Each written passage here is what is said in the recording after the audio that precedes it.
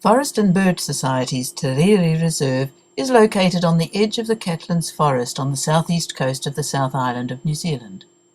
Once covered in dense native forest, the area around Te Rere now has only scattered remnants. But on this isolated and rugged coast, the remnants at Te Rere itself still reach the sea. Along this section of coast, the rock platforms and little bays provide landing sites for marine animals such as seals, as well as the penguins.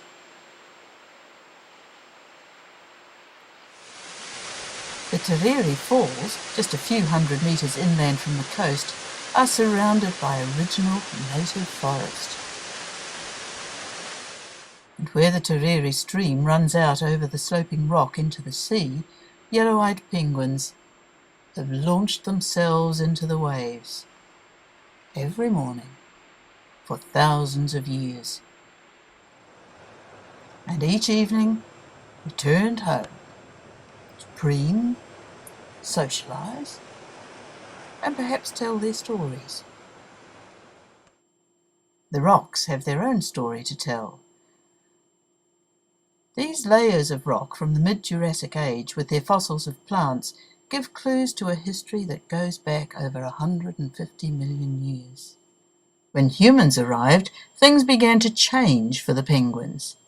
The Maori people knew this coast well, and their ancient umu, earth ovens, were in hollows such as this one Forest and Bird Society member Ronald Erickson is standing in.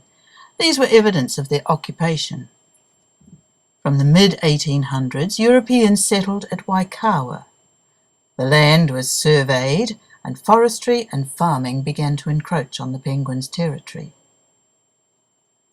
By the 1940s, the extensive forest was being logged for remu. By the late 1970s, the remaining forest was being cleared for farming by bulldozing and burning. In 1980, Fergus Southland of the Forest and Bird Society first visited and took this picture of the landing area. His daughter, 10-year-old Mirinda, took this photo, the first penguin she had seen. An agreement with the landowner, Doug Robertson, was made, and members of the Forest and Bird Society spent a weekend at Te Rere and fenced off a small area for the penguins, with fence materials from the Wildlife Service and the help of local farmers. Over the following years, members of the Society made annual winter trips to Te Rere to replant native forest into their small reserve. Access was difficult and adventurous. In 1984, the work at Te Rere gained international recognition when the Cousteau filmmakers included it in a documentary film about conservation in the South Pacific.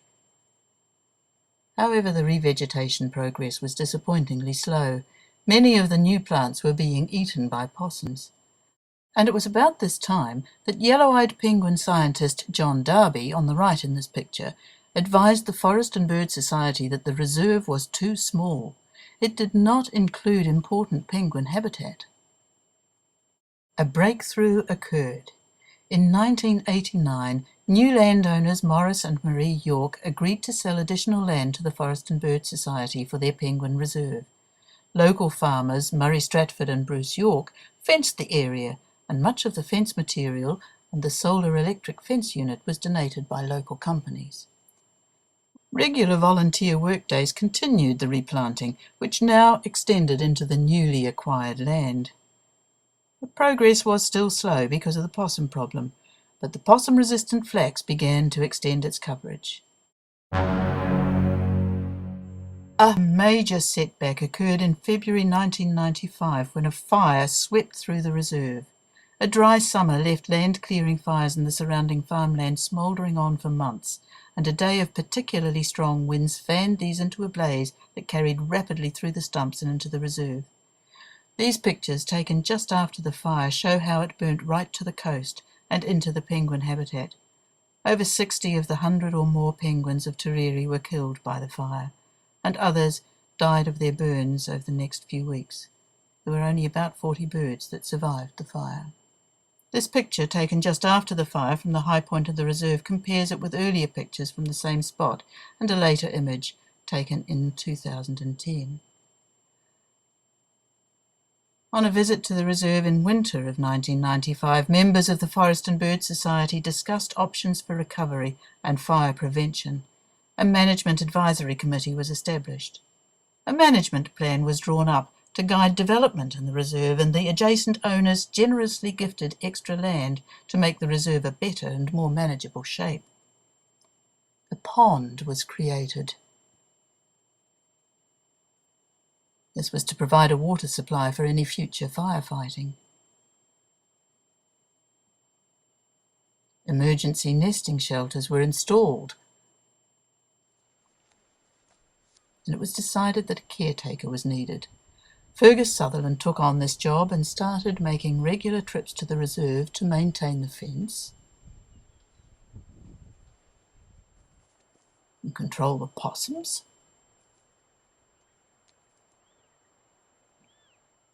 poison, and with traps.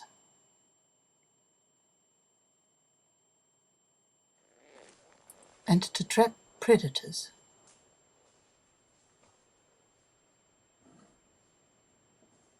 Such as stoats.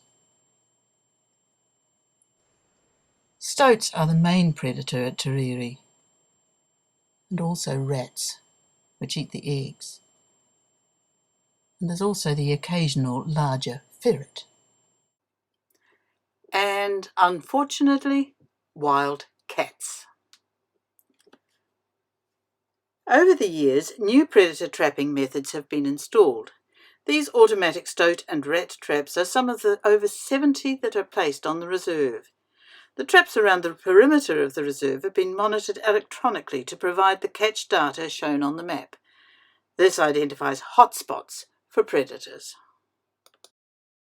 As well as predator and weed control, Fergus looks after the plantings. The grass has to be kept away from the young trees by spraying or by hand weeding.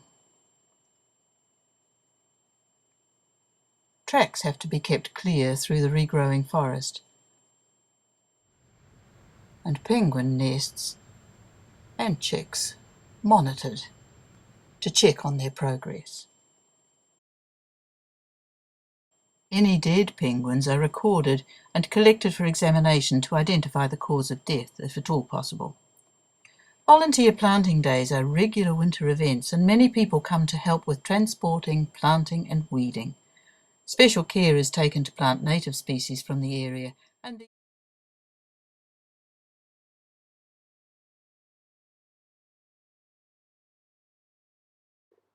volunteer work parties have helped greatly at Rere. And this bridge, it was designed and built by the Southland Tramping Club, led by Barry Smith.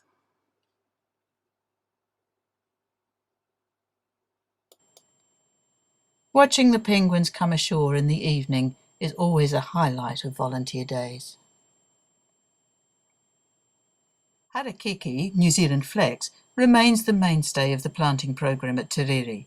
To cover the ground quickly with flax plants, it's necessary to break up large clumps. Explosive is used to break up the flax plants.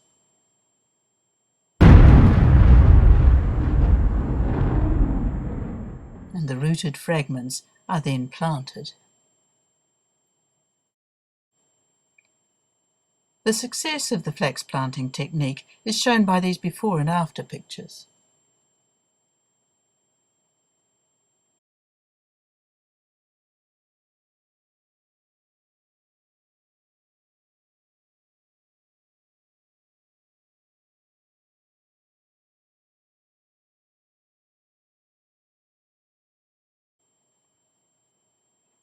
The flax eventually dies when the trees planted within its shelter have grown big enough to create a canopy and shade it out.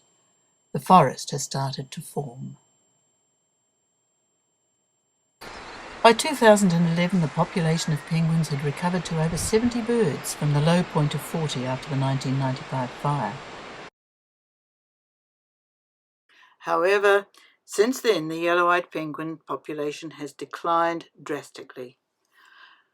This mirrors a decline seen all along the southeastern New Zealand coast. Warming sea and air temperatures are partly responsible for the lack of small fish species the penguin prefers, and increasingly provides disease conditions. And despite best efforts, there is still predation. To try to determine the causes of decline, extra monitoring and research is being undertaken. This work has been done with the help of the Department of Conservation, Yellow-Eyed Penguin Trust and independent researchers Mel Young and Thomas Matten. As a result of this work, we now know how far the birds from Rere go to forage during their chick-rearing stage. The map shows trips as far as 70 kilometres out to sea and also foraging along straight lines parallel to the coast. This has been shown elsewhere to reflect preferential foraging along the fishing trawler tracks to scavenge what they can from the disturbed seabed. Despite the decline in yellow-eyed penguins, other animals have benefited from the work of replanting, protection and predator control at Rere. Little blue penguins particularly have thrived.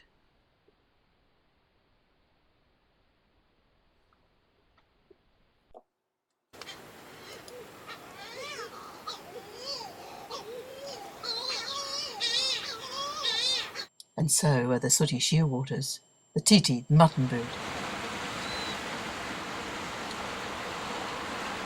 Sea lions are now almost permanent residents, and although they predate penguins at sea, their return here is tolerated, as they are the world's rarest sea lion, and they don't seem to interfere with the penguins while ashore. The re-established forest is encouraging bird life of all sorts, and the recent discovery of the ancient and rare peripatus, or velvet worm at Rere, shows that it's becoming a haven for smaller animals as well. Protection from stock has also encouraged the development of a rich coastal plant community. The protected area of Rere was extended by the York family by a series of QE2 covenants, shown outlined in red on this map. These covenants particularly provide forest-shaded stream margins extending well inland from the reserve.